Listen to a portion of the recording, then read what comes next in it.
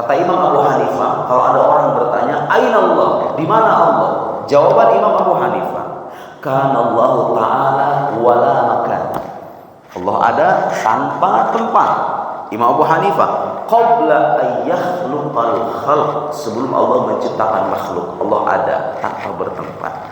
Qala Imam Syafi'i, Imam Syafi'i. Ini kitab-kitabnya kalau perlu saya sebutkan. Yang pertama ada dalam kitab Al-Farqu Bainal Firaq karangan Al-Baghdadi. Yang kedua Al-Fiqhul Absat karangan Imam Abu Hanifah. Ketiga Ithaf As-Said Al-Taqi Murtada Az-Zabidi Syarah Ihya Ulumuddin yang segini nih. Berapa? 24 ini ada berapa gitu? Saya lupa itu segini. Syarah Ihya Ulumuddin. Imam Syafi'i sekarang. Innahu ta'ala kana wala makan. Allah itu ada dan tidak bertumbuh, sama.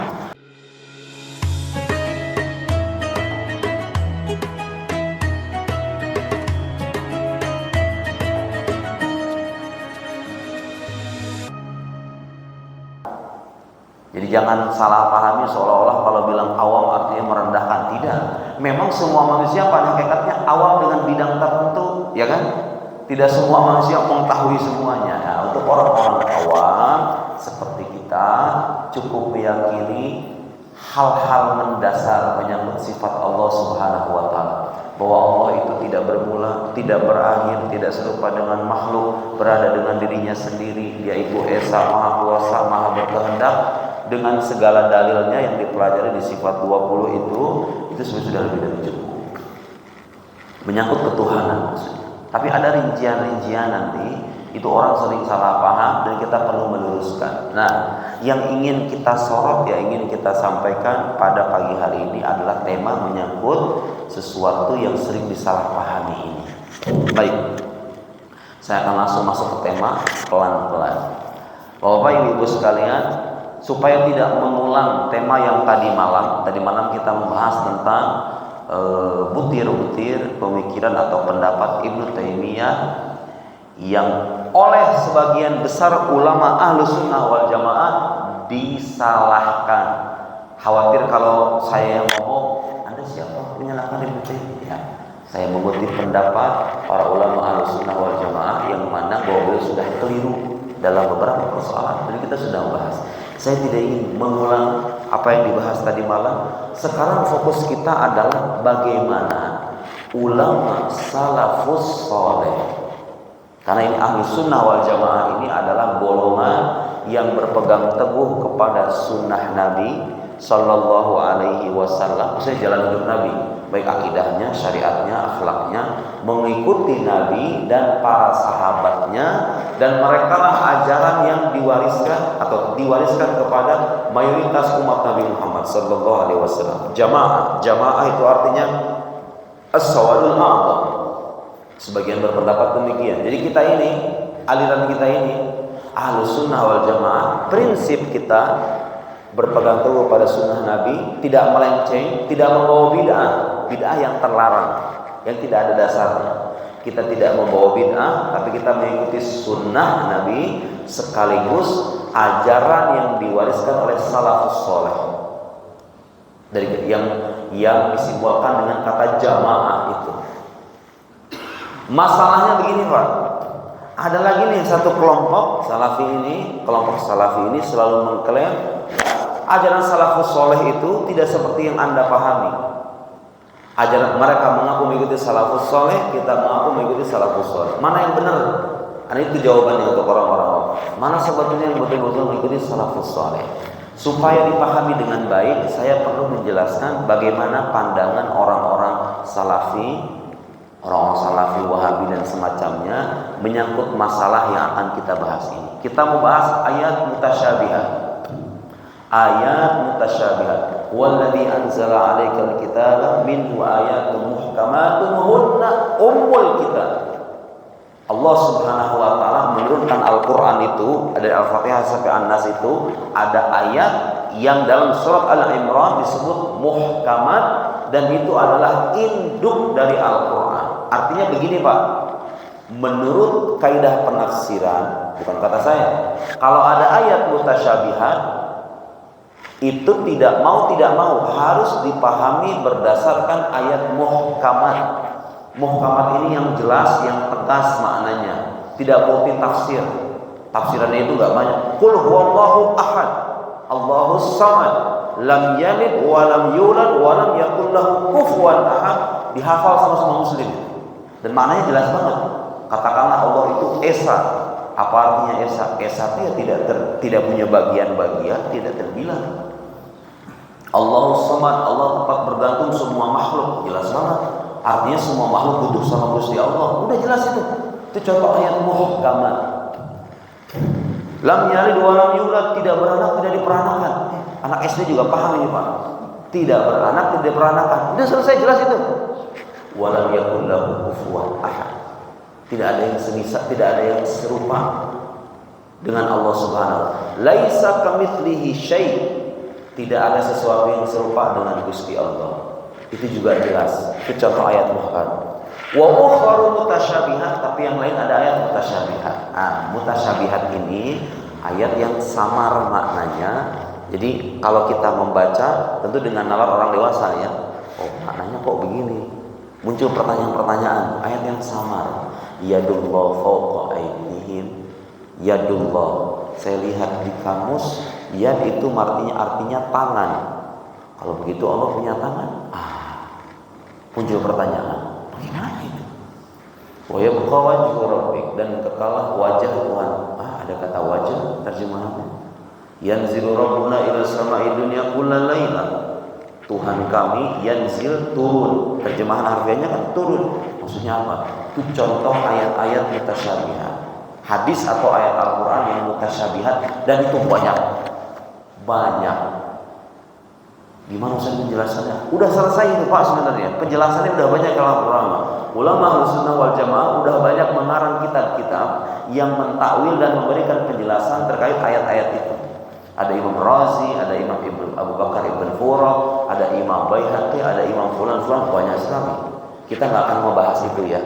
Saya ingin memberikan panduan dasar saja kepada orang awam bagaimana caranya kalau kita diragukan keyakinan kita dan kita harus membantah, tapi dengan bantahan yang simpel. Saya pengen ngajarin itu aja.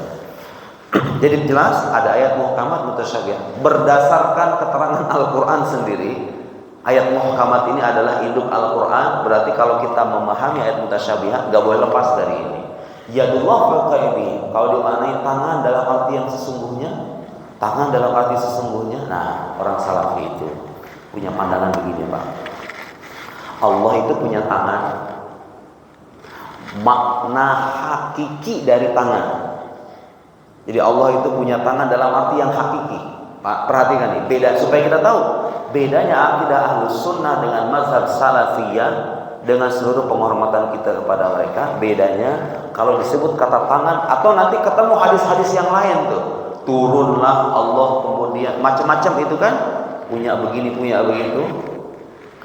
Kalau nemu ayat-ayat semacam itu, mereka akan memaknai secara zahirnya. Allah punya tangan dalam arti yang hakiki, tapi tangannya nggak seperti tangan kita. Lillahi yad la ka'aidina. Bila kaif, suka ada omongan gitu tuh. Bila kaif, tanpa bagaimana. Terus kalau Ahlussunnah bagaimana? Ketemu sama ayat-ayat begitu. Ahlussunnah wal Jamaah, salafus saleh, saya akan bacakan nanti ya. Nusus atau teks-teks dari ulama salafus saleh, sahabat, kemudian tabi'in atau tabi'ut tabi'in yang menunjukkan bahwa mazhab Asy'arilah yang sesuai dengan salafus saleh itu, bukan mazhab mereka. Jadi jelas mazhab Salafi itu mengisbat. Bagi yang tidak paham, mengisbat artinya mengakui makna zohir. Makna zohir itu makna yang langsung terlintas di benak kita gitu Pak. Disebut kata yad, ya tangan. Tangan artinya ya anggota tubuh. Anggota Allah itu seolah-olah, kalau mau diperjelas nih, Allah punya anggota tubuh namanya tangan, tapi tangannya nggak seperti tangan kita. Ya tapi kan sama-sama tangan itu pada akhirnya. Ada menisbatkan bagian kepada Tuhan. Sementara akidah tauhid itu qul huwallahu ahad itu diantara makna ahad la yatajazza, tidak terbagi. Allah itu nggak punya bagian. Sadar atau tidak, ketika Anda menyebut Allah punya tangan tapi tidak seperti tangan kita, dan tangan itu bagian dari zat Allah, berarti Allah punya bagian. Itu bertentangan dengan ajaran tauhid. Makanya Ahlus Sunnah menyikapi ayat-ayat ini dengan menyerahkan maknanya kepada Allah Subhanahu wa taala saja. Kalau kita ditanya, saya sebagai Sunni ditanya, Ustaz apa makna yad itu? Allahu a'lam. Lafaz yad ini ada maknanya? Ya ada, udah pasti ada, nggak mungkin nggak ada. Ada maknanya, cuma maknanya hanya Allah yang tahu. Kenapa kok bisa begitu? Itu cara kita menyucikan Allah Subhanahu wa taala dari keserupaannya dengan makhluk. Tapi Anda beriman gak dengan yad itu? Ya saya beriman. Kita wajib beriman, Pak. Ar-Rahmanu 'alal 'arsy istawa. Percaya enggak Ar-Rahman 'alal 'arsy istawa? Ya harus percaya karena itu Al-Qur'an. Kita ini sering dituduh apa? Mengingkari sifat Allah, mu'attil, padahal kita tidak pernah mengingkari. Kita akui semuanya. Semua yang ada dalam Al-Qur'an adalah wahyu ilahi, semuanya adalah hak. Bedanya kita sama mereka apa? Mereka kalau disebut Ar-Rahman 'alal 'arsy istawa. Istawa bimana istaqarra wa jalasa. Istawa itu artinya duduk. Allah itu duduk bagi mereka. Duduk di langit punya tempat, tapi duduknya enggak seperti duduknya kita. Gitu. Ahlussunnah wal Jamaah tidak. Kita hanya mengatakan Ar-Rahman 'alal 'arsy istawa, ada sifat namanya istiwa, tapi makna hakikinya apa? Hanya Allah yang tahu. Nah, kalau nemu ungkapan ulama yang begini nih, bila makna, bila kait, maksudnya tidak menetapkan makna zahir, tidak menjelaskan bagaimana istawanya Allah, itu mazhab Ahlus Sunnah namanya mazhab tafwid, artinya menyerahkan. Mana contohnya Ustaz? Dari salafus saleh ada yang begitu? Ada. Saya sekarang. Oke, sebelum masuk sana, ada mazhab kedua nanti Pak. Seiring berjalannya waktu, muncul nih orang-orang yang menyamakan Tuhan dengan makhluk. Tuhan dibilang punya tangan, punya mata, punya wajah, punya kaki, berjalan, berpindah, mirip jadi kayaknya kayak makhluk. Nah, itu kelompok yang kayak gitu namanya mujassimah atau musyabbiha. Musyabbiha itu artinya kelompok yang menyerupakan Tuhan dengan makhluk. Mujassimah artinya kelompok yang meyakini Allah itu sebagai jisim. Jisim itu apa? Sesuatu yang tersusun. Nih, ini jisim namanya. Ini jisim. Sesuatu yang punya bagian-bagian. Jadi ada kelompok dan itu keliru. Yang meyakini Tuhan itu jisim dalam arti sebagai sosok yang punya bagian-bagian. Baik. Tadi kita mengklaim, kita mengakui bahwa mazhab Asy'ari itu yang sesuai dengan salafus saleh. Mana contohnya? Sudah dipahami apa itu tafwid, apa itu takwil? Sudah jelas ya? Baik. Sekarang kita ambil teks-teks. Ini saya bawa. Dan jangan salah, ini kalau kita mengutip, itu ada landasan, ada referensinya ulama-ulama kita itu. Saya bawa ini ulama besar asal Al-Azhar, Syekh Ali Jum'ah. Syekhuna wa Syekhul Azhariyin, Syekh Ali Jum'ah. Karena waktu kita terbatas, saya akan kutipkan beberapa aja. Benar gak sahabat itu? Kita kan meyakini Allah tidak bertempat kan? Itu sahabat gimana? Benar gak Ustaz? Ada gak nusus atau tek-tek dari sahabat yang menunjukkan bahwa Allah itu tidak bertempat? Oh banyak. Qala Sayyidina Ali bin Abi Thalib. Sayyidina Ali orang terdekat dengan Nabi. Ya. Sayyidina Ali bilang, "Kanallahu wala makan." Allah ada dan tidak bertempat. La makan, tidak ada tempat, tidak bertempat. Dan itu sangat masuk akal, Pak. Karena Allah itu ada sebelum adanya makhluk, betul enggak? Tempat itu, kalau Anda bilang Allah bertempat, hanya bersandar pada Ar-Rahman 'alal 'arsy istawa, padahal mana istawa itu tidak selamanya bertempat, tidak selamanya bertempat. Kalau kita mengatakan Allah bertempat, berarti Allah ada awalnya, dan kalau begitu. Kan tempat itu ada dengan adanya makhluk, Pak. Dulu kan sebelum alam ini ada, kalau kita tanya sama ilmuwan kan pernah terjadi ledakan besar tuh, yang Big Bang itu. Kemudian dari satu titik yang maha panas gitu, yang kecil, singularitas namanya kalau istilahnya para ilmuwan modern, terjadi ledakan besar. Nah, seiring dengan terjadinya ledakan besar itu muncul namanya tempat, namanya waktu, ya kan? Sebelum itu kan nggak ada tempat. Sebelum adanya alam nggak ada tempat. Allah ada dengan dirinya sendiri. Dia tidak bergantung sama yang lain. Makhluk itu berada dan dia bergantung sama yang lain, udah pasti. Sang Khalik Allah Subhanahu wa taala mustahil bergantung pada tempat. Imam Ali mengatakan Allah wala makan. Wa huwal an ala ma alaihi kan. Dan sekarang kata Imam Ali, Allah itu berada dengan dirinya sendiri sebagaimana adanya, tidak bertempat. Imam Ali bin Abi Thalib salafus saleh atau bukan? Ya bukan salafus saleh lagi. Itu imamnya orang-orang bertakwa itu setelah Nabi Muhammad sallallahu alaihi wasallam, setelah Sayyidina Muhammad, Abu Bakar, Umar, Utsman. Sepupu Nabi, mantunya Nabi lagi. Qala Abu Hanifah, Imam Abu Hanifah salafus saleh bukan? Oh ya jelas. Salafus saleh. Pokoknya kalau ada ulama hidup 3 abad pertama, itu ulama salafus saleh.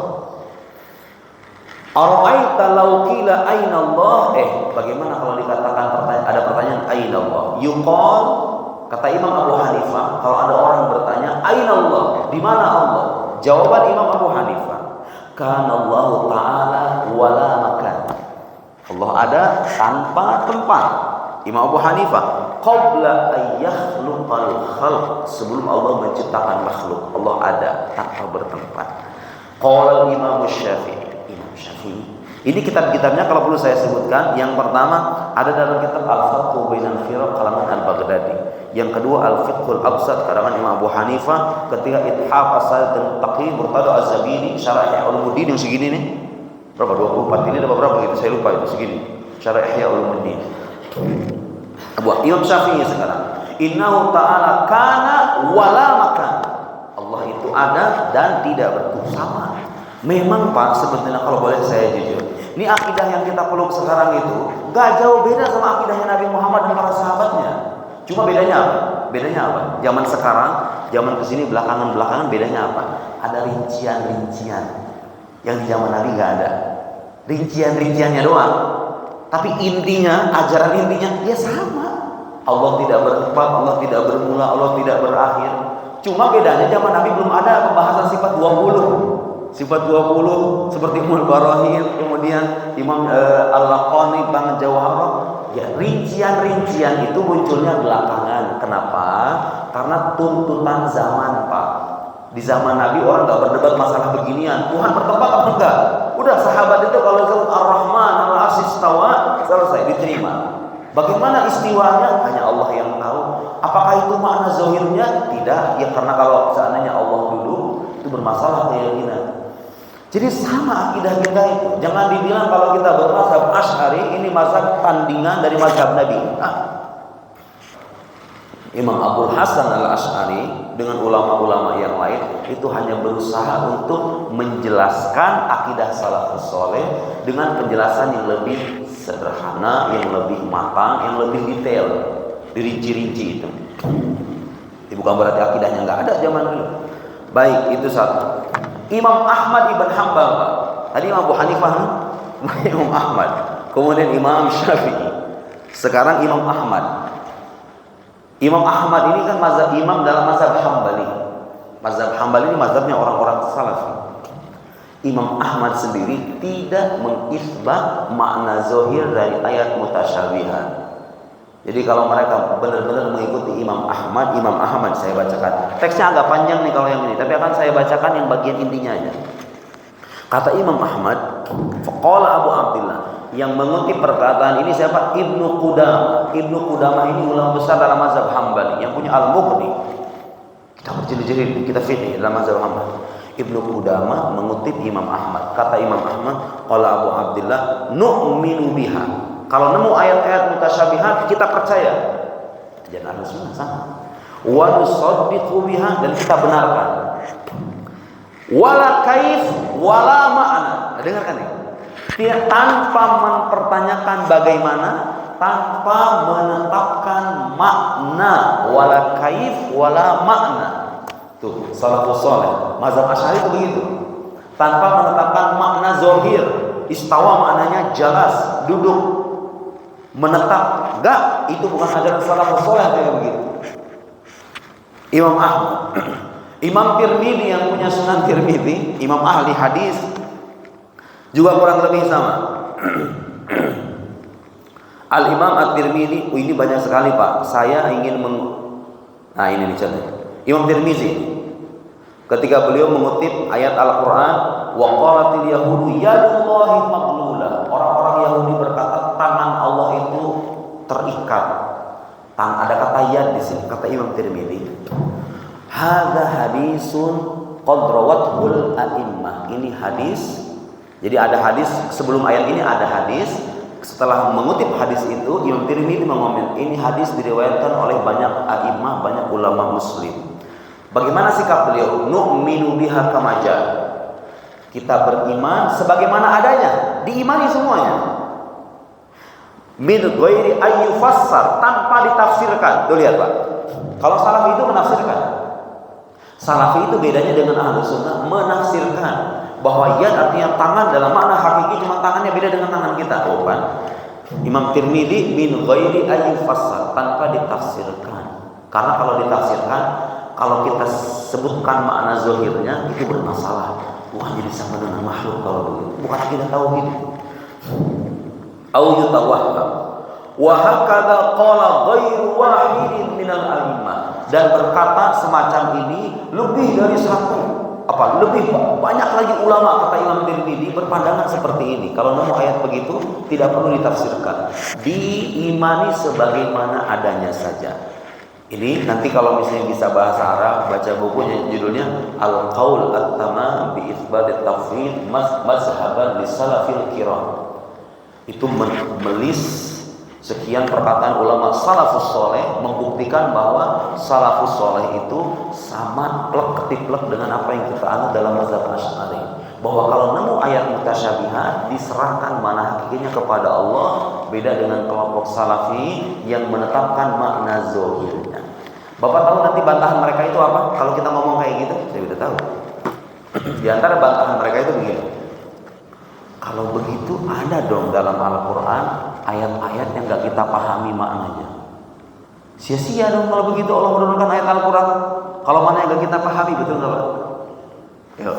Sebelum saya nanti bantah, saya ingin berusaha memperjelas kritikan atau protes mereka kalau kita ngomong kayak tadi, mazhab tafwid. Tafwid itu artinya kita menyerahkan makna dari ayat-ayat tadi kepada Allah Subhanahu wa taala. Berarti Anda ini Asy'ari ini, berarti kalau begitu Anda mengakui ada ayat-ayat dalam Al-Qur'an yang gak dipahami maknanya. Dan berarti kalau begitu Allah sia-sia dong menurunkan ayat ini kalau nggak dipahami maknanya, Pak. Iya nggak? Kata mereka ini mah, kata mereka sia-sia dong Allah menurunkan ayat tapi maknanya nggak dipahami, ya kan? Gimana cara menjawab? Gimana cara menjawab? Ini akan sering kita jumpai kalau kita ngomong begini. Bahwa Ibnu Taimiyah imamnya mereka juga menyalahkan mazhab tafwid itu. Jadi bagi mereka itu sama saja kita menganggap para sahabat itu bodoh dan tidak tahu Al-Quran. Paham ya? Lihat. Ada jawabannya udah ada Pak. Ini yang saya bahas ini udah kelar sebetulnya. Udah selesai. Semua bantahan itu sudah selesai. Cuma kita masih terus-menerus perlu menjelaskan kepada orang-orang yang tidak punya akses ke kitabnya para ulama muslim. Makanya saya menjelaskan. Bagaimana jawabannya? Ini dosen saya, Muhammad Abdul Fadil Al-Qusi, dosen saya di Al-Azhar, profesor papan atas dalam bidang ilmu akidah. Pernah saya waktu tahun kedua di Al-Azhar, S2 di Al-Azhar, tahun kedua diajar sama beliau. Itu Pak, beberapa pertemuan hanya membahas satu baris ungkapan aja. Jadi ada kitab namanya Aqaid Nasafiyah. Di kitab itu ada ungkapan asbabul ilm bil khalqi thalatha al-hawas salimah wal khabarus shadiq wal aql. Haqaiqul asya' thabitah wal ilmu biha mutahaqqiq khilafan lisfasta'iyah. Itu segitu doang nih. Itu dibahas sampai beberapa kali pertemuan. Kenapa sampai segitunya? Satu baris itu cuma dibahas beberapa pertemuan. Kata beliau, hampir sebagian besar aliran-aliran menyimpang yang kita jumpai sekarang itu, mau yang di dalam maupun di luar gitu, itu rata-rata nggak paham ungkapan ini. Subhanallah, Imam Nasafi itu, dan saya tuh makin kesini makin merenung karena sering baca bukunya orang-orang aneh itu. Allah, kata saya, guru saya benar juga ya.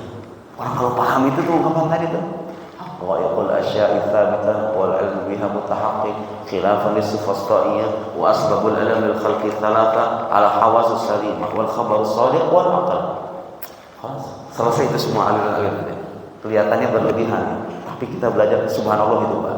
Ulama kita itu ngomong pendek, tapi kalau dijelaskan berlipat-lipat, wah itu bisa berhari-hari ngomongnya gitu Pak. Ulama kita itu, ulama Ahlus Sunnah wal Jamaah, Imam Nasafi, yang kemudian disyarah oleh Taftazani.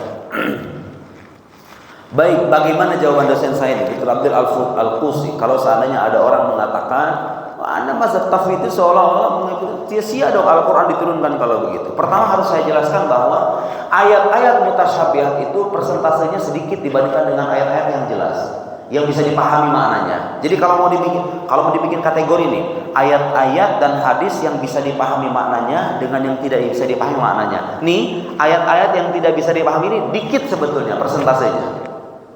Dan nggak ada masalah, so what gitu loh. Kalau memang Allah itu mau menyampaikan wahyu, beberapa di antaranya makna hakikinya nggak bisa dijangkau. Apa masalahnya? Allah memuji kita, memuji keimanan kita, begitu misalnya. Karena sebagian besar Al-Quran bisa dipahami maknanya, kan begitu.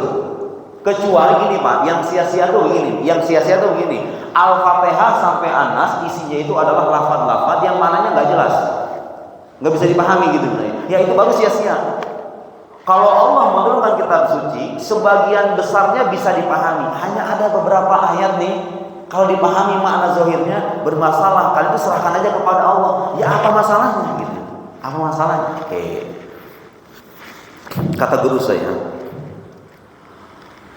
sikap menyerahkan makna hakiki dari ayat mutasyabihat kepada Allah itu, kata guru kami, walaisa dzalika istijhalan. Itu bukan berarti kita menganggap salafus saleh itu bodoh, bukan. Wala tajhilan, kama syanna Ibnu Taimiyah, sebagaimana yang disebutkan oleh Ibnu Taimiyah.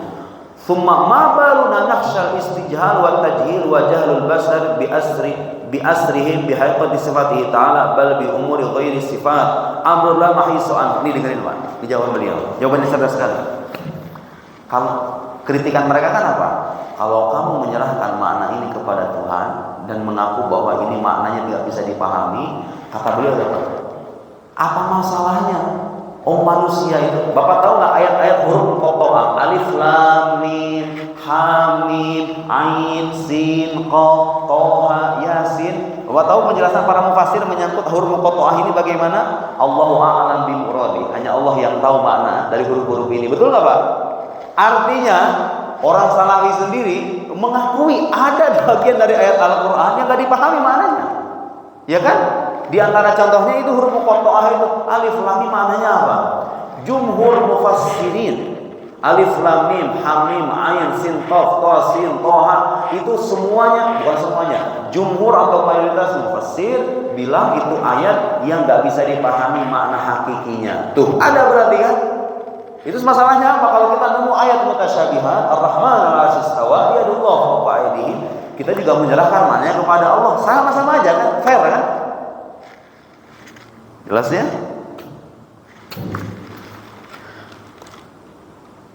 Kemudian kata beliau, walaisal jahal fi maqamil uluhiyah illa al-ilm nafsu wa illa fama ma'na ibarah Imam Malik al-ajzu anil idrak wa ainul idrak. Ketidaktahuan kita tentang sifat Allah itu bukan kebodohan sebetulnya. Justru itulah pengetahuan yang hakiki tentang Allah. Maksudnya begini Pak, kita ini kalau ditanya nih, Anda tahu nggak hakikat Allah? Kita kan menyembah Allah nih. Tiap hari kita siang pagi malam Allahu Akbar, sami Allahu liman hamidah, menyebut nama Allah. Tapi kalau ada yang nanya sama kita, tahu hakikat Allah nggak? Tidak ada Pak yang bisa mengklaim orang tahu hakikat Allah itu. Allah itu bisa dipahami berdasarkan sifat-sifatnya yang ada dalam kitab suci kita, ada dalam penjelasan para ulama kita, wujud, qidam, baqa, sifat-sifatnya. Hakikatnya tahu nggak? Enggak. Ketidaktahuan kita tentang Allah itulah pengetahuan sejati tentang Allah. Kan begitu sebetulnya. Maksudnya begini, kalau emang kita mengaku nggak tahu ini makna tangan apa ya, kita mengaku nggak tahu, itu bukan masalah. Memang sejak awal manusia itu nggak akan mampu mengetahui hakikat sifat Allah dan zat Allah itu. Terus kalau kita nggak mampu mengetahui, ngapain kita bahas ilmu akidah? Akidah itu dibahas tujuannya apa? Supaya manusia mengenal Allah dalam batas kemampuannya sebagai manusia. Supaya nggak buta-buta amat tentang Tuhan gitu loh. Dikasih tahu ini loh penjelasannya. Tapi yang dikasih ke kita itu, penjelasan kita itu bukan penjelasan tentang hakikat Allah. Itu sifat-sifat Allah yang dijelaskan kepada kita supaya kita mengenalnya dalam batas kemampuan kita sebagai manusia, bukan hakikatnya. Jadi kalau mereka bilang, oh Anda menyebut Tuhan itu berbuat sia-sia dengan menggunakan lafaz-lafaz yang tidak dipahami, Anda menuduh salafus saleh itu orang bodoh karena mereka tidak paham. Kita tidak mengatakan salafus saleh tidak paham, Pak. Kita hanya mengatakan ayat-ayat ini ada maknanya. Ada maknanya. Salafus saleh dan kita golongan ahlus sunnah hanya saja menyerahkan makna hakiki ini kepada Allah, karena itu adalah bentuk kebencian kita terhadap Allah dari hal-hal yang tidak pantas. Masa Tuhan duduk sih? Masa Tuhan punya tangannya kayak apa? Meskipun dibilang tangannya nggak seperti tangan kita, tapi kan kurang pantas aja. Masa Tuhan punya bagian-bagian? Itu satu. Kemudian ada lagi jawaban yang bagus nih, Pak. Jawaban bagus. Nah, saya tadi udah melis beberapa karena ini kita tipis. Tapi kalau misalnya mau dibahas ini bisa bermajlis-majlis. Kenapa salafus saleh itu gak mau mengakui makna zahir dari ayat-ayat mutasyabihat? Kenapa kita ahlus sunnah ini bertafwid, menyerahkan makna hakikinya kepada Allah Subhanahu wa taala? Kata beliau, ada penjelasan lagi di halaman 19. Walakinna salaf kanu ahrasan nas ala tanzih. Salafus saleh itu orang-orang yang betul-betul ingin menyucikan Allah Subhanahu wa taala.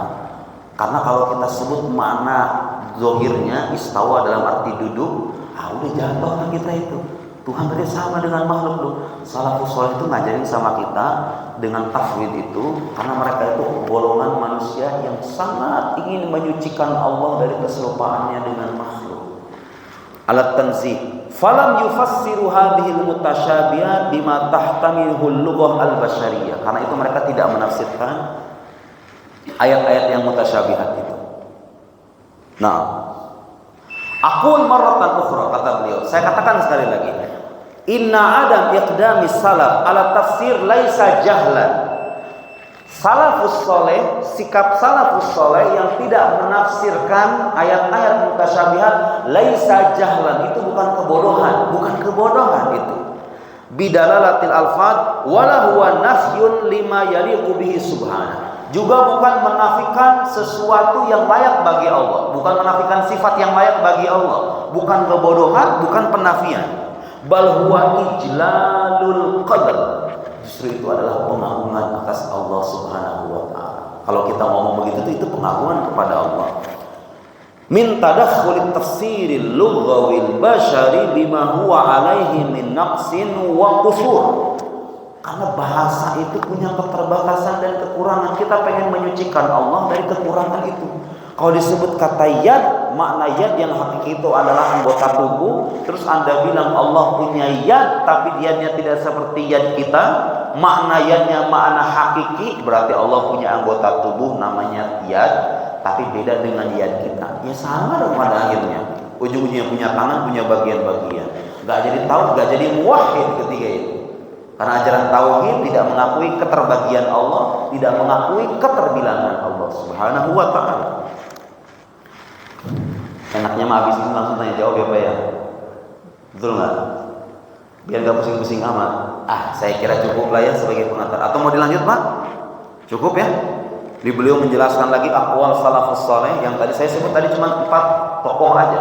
Tapi kalau disuruh meminta, mana lagi Ustaz, saya pengen dengar lagi. Salafus saleh yang bilang kalau nemu ayat mutasyabihat itu tidak perlu dijelaskan makna zahirnya, serahkan aja kepada Allah. Banyak sahabat-sahabat. Subhanallah. Walhasil saudara-saudara sekalian, bapak-bapak ibu sekalian, kesimpulannya adalah mazhab ahlus sunnah wal jamaah dalam menyikapi ayat mutasyabihat itu 2 macam. Satu mazhab tafwid, menyerahkan kepada Allah Subhanahu wa taala. Nah, berhubung Pak sekarang ini zaman sekarang, zaman medsos sekarang ini, itu saya melihat, saya membaca dan saya menyimak. Bahkan terakhir yang saya simak itu ada video Ustaz Salafi bilang, orang yang berada di pesawat itu lebih dekat dengan Tuhannya ketimbang yang di bumi.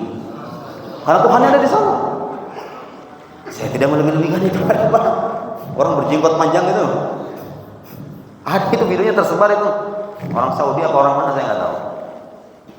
Padahal tahu apa? Ada hadis Nabi yang menyebutkan aqrama yakunu bil 'abd wa huwa sajid. Momen terdekat kita dengan Allah itu kapan Pak? Kalau dalam hadis ketika kita sujud Pak. Sujud kemana? Ke atas begini Allah. Sami Allah liman hamidah begini. Sujud ke bawah kan? Sebagai bukti Allah itu bukan di atas dalam arti duduk di sono. Dan kalau nemu ungkapan dalam mazhab Ahlus Sunnah ada ungkapan fis sama, al fawqas sama, Allah itu di atas dalam arti kedudukan bukan tempat. Segampang itu Pak sebetulnya kita memahami. Kalau nemu ayat fis sama Allah di langit, bukan berarti di langit, dalam arti Allah itu berada di atas langit, menguasai langit. Dia tidak bertempat di langit, tapi kekuasaannya itu mencakup alam semesta dan di atas langit. Sama kayak begini, di atas dalam arti kecakapan sehari-hari kita orang Indonesia ini. Presiden di atas gubernur, kan bukan berarti presiden ada di sana, gubernur ada di sini. Kedudukannya maksudnya, kedudukannya. Kalau dibilang presiden di atas gubernur, ya kedudukannya. Nah, Ibnu Taimiyah dan kelompok-kelompok Salafi, bahkan Ibnu Taimiyah dia sangat tembuhnya jelas. Enggak, kalau disebut kata di atas fauqiyah haqiqiyah, la fauqiyah turba. Di atas dalam arti yang hakiki. Dan Ibnu Taimiyah bilang Allah itu punya batasan, seperti yang kita bahas tadi malam. Saya kira itu sebagai pengantar, mudah-mudahan bermanfaat. Oke, tadi saya bilang, berhubung kita berhadapan dengan orang-orang semacam ini sekarang, maka beberapa ulama Ahlus Sunnah menempuh mazhab ta'wil. Subhanallah, takwil sendiri ternyata itu ajaran salafus saleh, ternyata ada dasarnya. Bahkan guru kami itu menulis kitab judulnya Ta'wilus Salaf li Sifatillah. Takwil generasi salaf atas sifat-sifat Allah. Walhasil tafwid, takwil sama-sama punya pijakan dari salafus saleh, sama-sama punya dalil dari Al-Qur'anul Karim dan argumen-argumen rasional. Itulah akidah kita. Itulah mazhab Ahlus Sunnah wal Jamaah yang senantiasa menggabungkan antara nas, antara wahyu dengan akal. Karena akal ini adalah jalan kita mengenal Allah. Kalau dikesampingkan itu akal, kita akan susah untuk mengatur kita sendiri. Sekian. Wassalamualaikum.